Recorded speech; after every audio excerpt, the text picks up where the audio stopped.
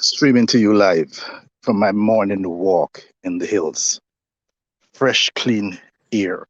This is a part of my morning meditation, walking meditation.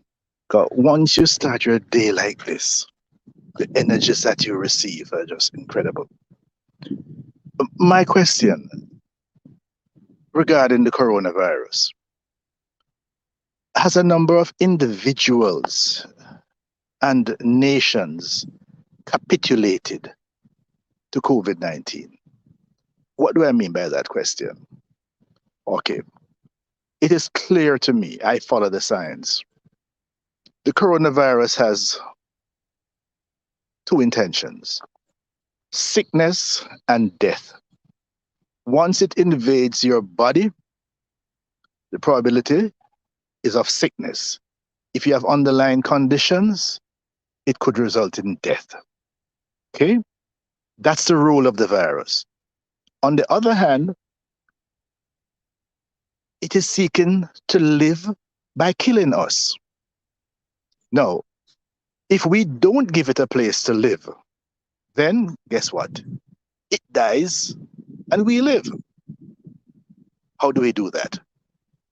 What are the tools that we have? Well, we have a number of tools. One, mask. Reliable, properly made mask. We also have sanitization. We have social distance. And most of all, we have developed vaccines, which we're learning how to use them more effectively. And then there are boosters to make them even more efficient. As we look around the world now, we are seeing a pandemic of the unvaccinated. That's where the death largely exists. The more the coronavirus multiplies, the more it is able to mutate. And the mutation has possibilities of being worse than the previous strain. Why do I ask the question? Have some individuals and some leaders and some nations capitulated? Capitulation means you drop your hands and you do nothing. None of the things that we know that we have at our disposal. Remember, the coronavirus is constantly at work, doing what it is here to do. Darwin said that is not the most smartest or the strongest that survive, is the one most responsive to change.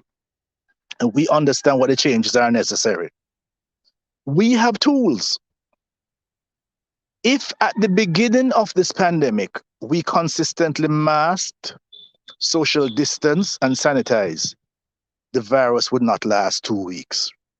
But because we did not do what were the tools in our arsenal, the virus has multiplied and has circled the world consistently.